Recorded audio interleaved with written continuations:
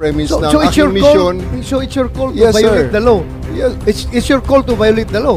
Dahil nakalagay sa batas, binasa ni Senator Alan Cayetano na bawal na pigilan yung anak na bumisita. So it's your call to violate the law. Hindi sa ganong context, sir. Oo. Anong konteksto? Anong Kasi konteksto sabi mo? mo lang, talagang hinadlangan mo yung pagpasok eh. Ito na nga, General Torre inihaw sa loob ng Senado. Torre, di kinaya ang tigas ni Bato. Pero bago ang lahat, maaari kayong mag-subscribe para maging updated sa mga issue at bagong mga balita. Galit na galit nga sa Senator Bato de la Rosa nang makaharap ang umaresto sa dating Pangulo na si General Torre. Torre, nanginginig ang labi nang subukang lusutan si Bato. Ngunit nabigo siya matapos di magkatugma ang sagot ng kanyang mga kaalyado. Narito ang buong detalye. But I have one more question, and ma'am, payagan nyo itulay ko rin to kay General Torre. Sir, pakinggan nyo yung question ko kay Ambassador kasi baka may link to sa isang tanong ko sa inyo. Ambassador, if you go one by one sa questions, it seems to me the ICC wants to make sure na nasunod yung due process at saka human rights ng akusado at ng inaresto. In your view, meron po bang violation ng batas sa pag-arrest or pag-detain ni former President Duterte? Wala po. So wala. Opo. So wala. And you know our law, so walang violation. Opo. Okay.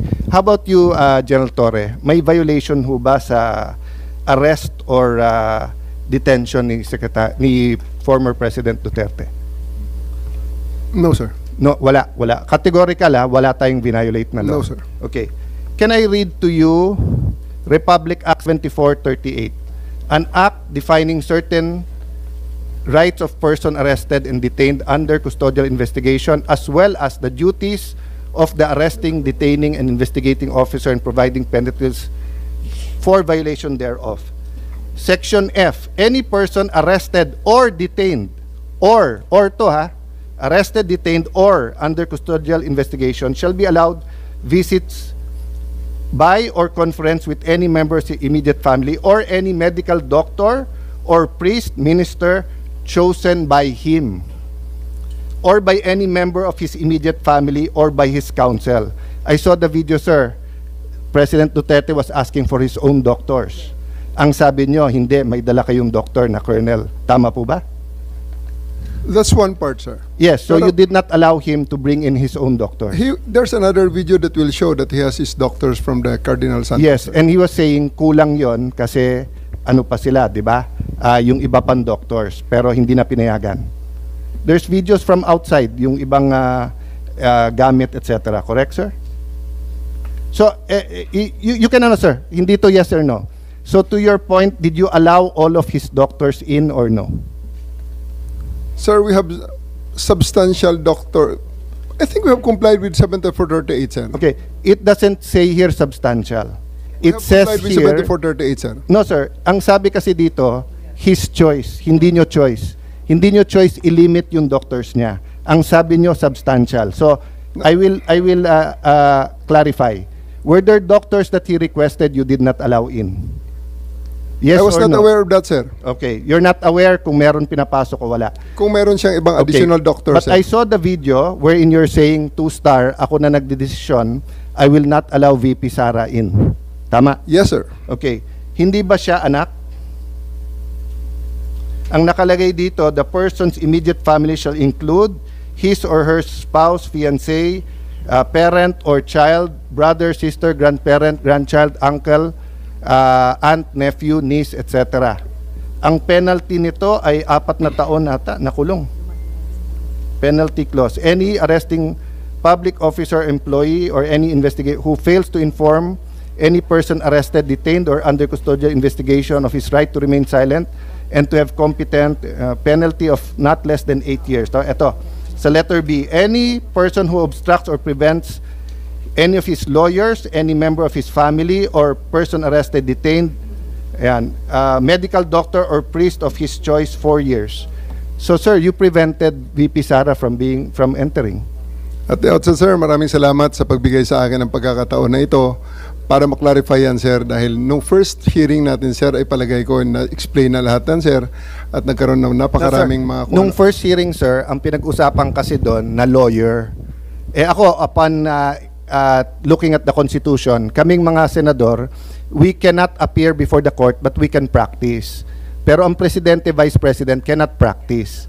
So, kasama na ako doon at yung ibang nagsabing abogada. Pero, nung nakita ko tong batas na to, nakalagay, pag anak, you cannot stop them from visiting. And nakita ko yung video, but sabi nyo nga, may kompleto kayong video, that's why I'm asking you, baka naman pinapasok nyo nang hindi ko alam. Sabi mo, 2 stars, sir, ako na. Ako nagdesisyon nito, sir. I don't know if you use the word, ako mananagot. So, simple lang question ko, did you prevent VP Sara from seeing her father? Yes or no? Can I expound on this, sir, before I answer the yes, Yes, or go no, ahead. sir? Thank you, sir. Kaya ako nagpapasalamat, sir, na ma-expound yan, sir, dahil after the first hearing, medyo marami-rami ang lumabas, sir, ng mga misinformation regarding that matter, sir.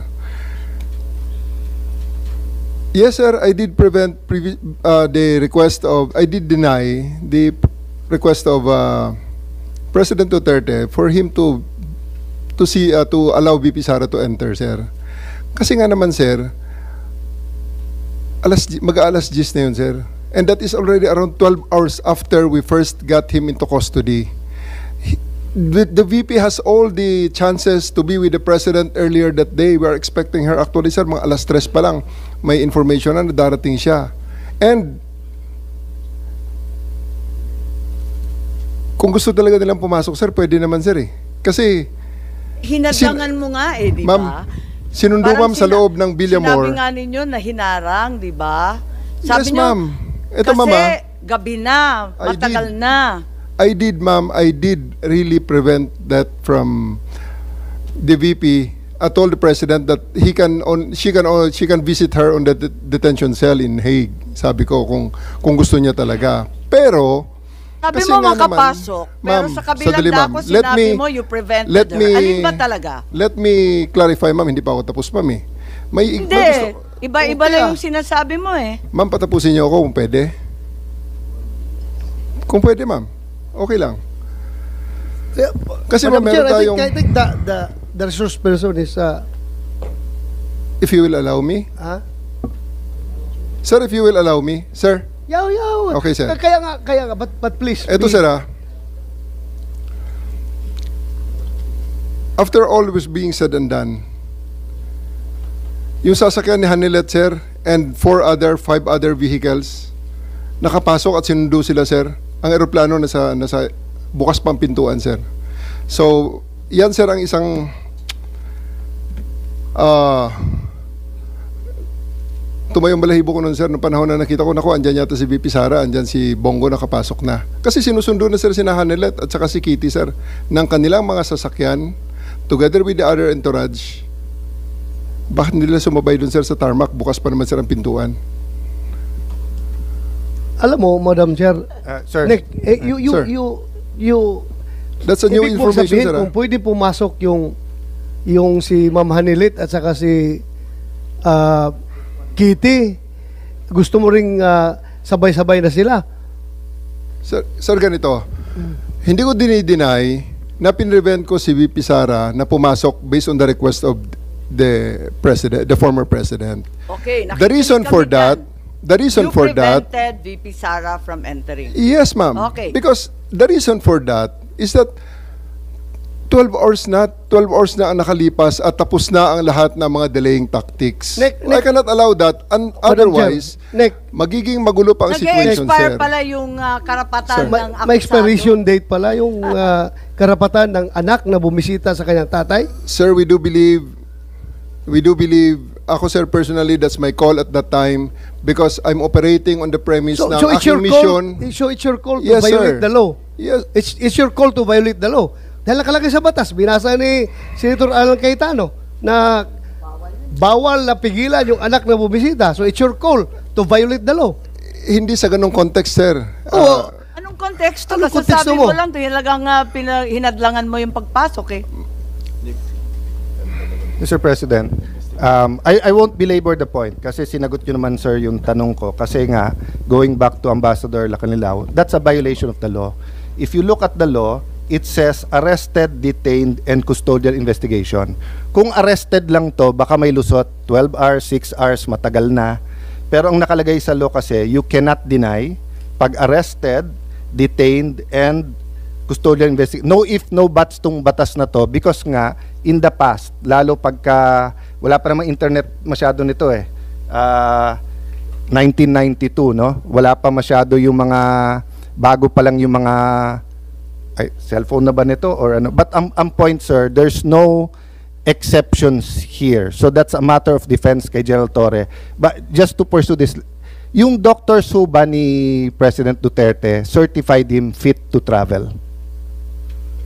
Di ba sabi niyo, sir, eventually pinapasok niyo rin doktor niya.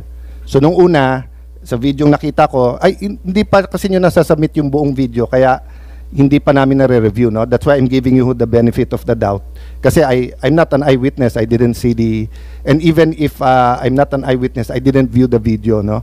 So dun sa nakita ko kasi, you were denying, the President was saying, you have to make sure I'm fit to travel, and then sabi niya, doktor ko, ang sabi niyo, may doktor na dito, it was a police or military colonel. So eventually you let in some of his doctors, correct, sir? Yeah. Did they certify that he was fit to travel?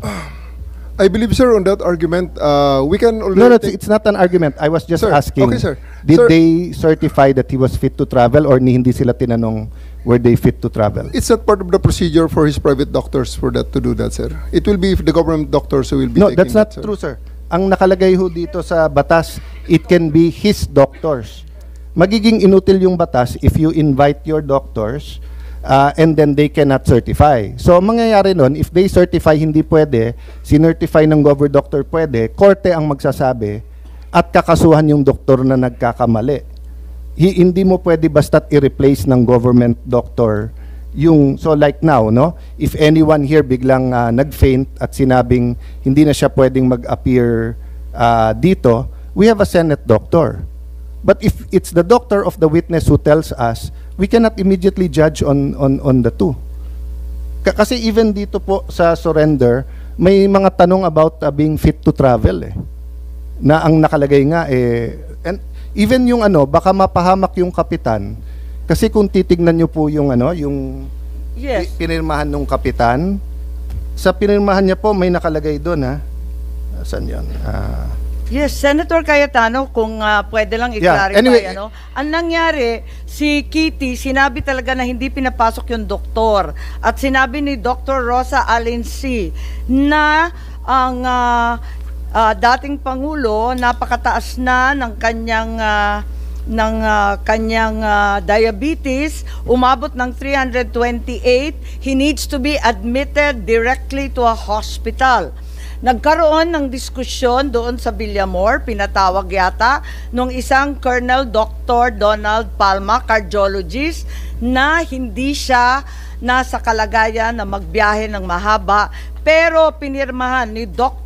Colonel Jonathan Rico, isa na namang Armed Forces Doctor, Commanding Officer ng Air Force, na pwede siyang bumiyahe. So, ibig sabihin, maliwanag na ang pumirma ng certification of fit to travel ay hindi kanyang doktor na hindi pinapasok, kundi doktor ng AFP. Correct ba ho ang pagkakwento ni Madam Chair. Chairperson? No, Senator Go, just before, ito yung dahilan kung ba't ko tinatanong Sabi nga ni SOJ, sub-judice, meron na request, may petition for writ of habeas corpus. Ang aking concern ngayon, kasi ang bata, ang ginagaya, hindi yung salita natin, yung gawa. And I think ganun din sa batang pulis, batang militar, batang tanod, batang NBI. They're watching now. So what if someone was arrested in Tawi-Tawi? Can he be visited by his family anytime? And can his doctor, they say, hindi mo pwede ilipad ng Manila yan? That's why I'm asking all of this, because according to Ambassador Marcos, Alacanilaw, walang violation. Sabi niyo, walang violation, pero apparent dito. No? So I just want to put that on record. Sana malinaw natin yan. Kasi may police, meron din po kayong, di ba, revised PNP operation procedure. Pati doon, pareho nung batas pero parang hindi nasunod. So I submit to you and to Senator Bongo. Thank you for waiting. Thank you, Senator Cayetana. Ambassador Lacanlidaw, babalikan ko lang yung pinirmahan ninyo. Andito na sinabi ninyo, kahit nagkakadiskusyon na tungkol sa diabetes ni Presidente Duterte at yung kanyang kalagayan, pinirmahan ninyo that you don't know if he's fit to travel or not. Bakit pinagbiyahe yan kung hindi ka sigurado? Ma'am, first of all, kasi hindi po ako nasa medical field, hindi ako ang doktor. Kaya pero hindi pinirmahan mo rin na hiniling niya na dalhin siya sa ospital kaagad kasi masama na ang pakiramdam. Ma'am, kasi hindi po niya, that time, nag-request ho si former ES Medialdea na i-inform ko paglapag namin sa Hague ang ICC na mabigyan si former president ng medical assistance. Sabi niya, baka hindi ka pakinggan. Sabi ko, kakausapin ko po. Kaya ho, nag-request ho ako that time, paglapag namin, kinausap ko po kaagad. So, hindi totoo na hindi mo alam? Alam mo na may problema? Hindi po. Kasi po, yun po yung request. Wala po ko alam kung may yung, kasi hindi naman po ko yung doktor. Hindi ko naman sinasabi na doktor ka, ambassador ka, sinabi mo kanina. Pero ang pinirmahan mo rito, you do not know. Paano you don't know? Nagkakagulo na tungkol sa doktor. Hindi po. Yun nga po, nag-request lang po si former ES Medialdea na ambassador, mag-request tayo sa ICC para mabigyan ng medical assistance si former president. Pero hindi po namin pinag-usapan kung ano po yung kalagayan na mataas po ang kanyang sugar o mataas ang kanyang... Hindi, humihingi na nga na direktang dalhin sa ospital. Tanungin natin si Senator Bongo. Kanina pa nagtataas ng kamay, sorry. Ako nagtatanong, ako po magtatanong. To Ambassador Marcos Lacanlidaw, totoo ba na pagdating doon sa The Hague, sinakay siya sa stretcher, siya na lang mag-isa? Yes or no? Opo. Hindi nyo na sinamahan? Hindi po kami inalaw ho ng ICC. Paano yung mga medisina niya? Yun pong kanyang personal nurse together with the PNP doctor, nakipag-coordinate sa doktor ng Hindi ICC sila and pinababa? binigay ho yung... Yes or no? Ano po yun? Hindi sila pinababa? Hindi po. Wala siyang kasama binaba? Wala po, siya lang po. Siya lang mag-isa? Opo. Alam nyo ba, marami siyang medisina, 27 yan, araw-araw. Kung ano yung pinainom sa kanya, hanggang ngayon po, hindi pa rin pinapainom sa kanya, kahit pinagdalawang beses na pinadalahan siya mula sa Pilipinas, hindi pinapapasok. Dahil gusto nila sila ang maggamot. Paano na lang po kung hindi hiyang o hindi naayon sa kanyang karamdaman. Yung nasa Villamor pa lang po, si dating Pangulong Duterte, mataas yung blood sugar niya. And he is due for check-up po, March 12. Andiyan po yung nurse niya. Monthly po yan. December, January, February, March. Buwan-buwan po yung kanyang medical procedure. 80 years old na po yan. Buwan-buwan, ako mismo sinasamahan ko. Pati yung gamot niya, buwan-buwan, ako rin po nagpapadala. May karamdaman na po si Tatay Digong. Alam niyo po, ganitong totoong kwento. Para alam niyo lang po yung totoo. Nung dumating si dating Pangulong Duterte, andyan po yung doktor niya. Harap ko po si Chief PNP Marbil. Tinanong ko po, Sir, saan nyo ba dadalhin? Kasi dito yung mga doktor. Sabi nyo, dadalhin po sa kampo sa 250. Kaya tinanong ko po si yung spokesperson na hindi nagsasabi ng totoo. Tinanong ko saan dadalhin. Hindi niya ako sinagot, tinilikuran niya ako. Sumunod po kami. Nung sumunod kami, hindi na po ako pinapasok. That was 10 o'clock. 2 o'clock, 3 o'clock, meron pong sumundo sa amin. Sumakay ako sa sasakyan ni Ma'am Hanilet. Pagbaba sa gate, binababa po ako. That was 3 o'clock pa lang po.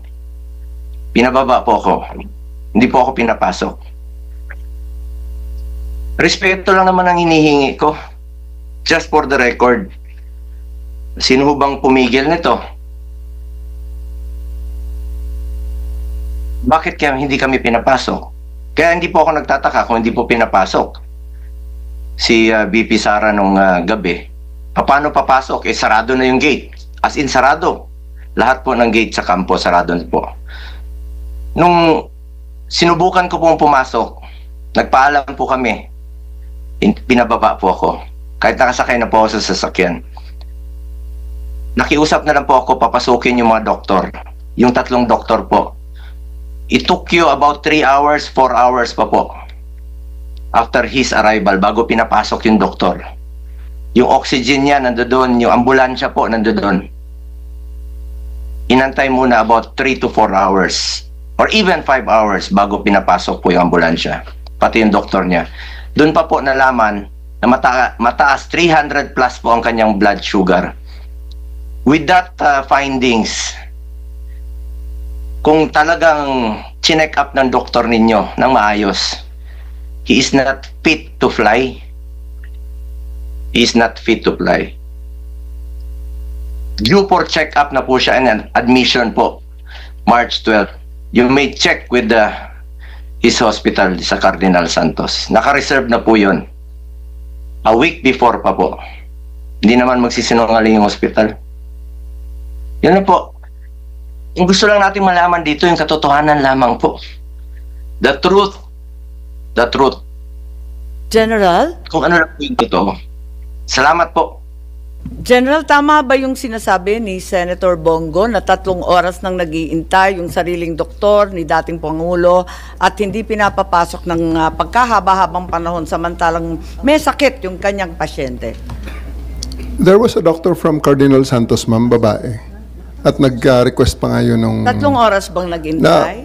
Nag-request pa ng... na magpapasok ng ECG, ma'am.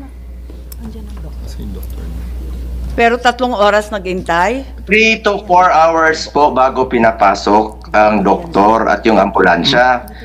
Ginawa nga pong installment yung pagpapasok ninyo. Una, papasukin muna yung isang doktor.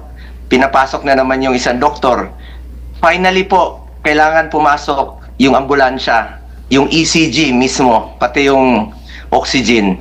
Anuhin mo naman yung doktor, wala yung ambulansya, wala yung ECG, wala yung oxygen. Tingnan niyo po yung records niyo, ano oras nakapasok. 10 a.m. yung arrival, kapasok yung doktor, mga alas 2 na po, siguro alas 3. It took 4 hours. Pakiusap ko lang po yung katotohanan lamang po. Huwag na tayong magpaligoy-ligoy dito, huwag na natin iikot pa. The truth lang po. Maraming salamat, Senator Go, at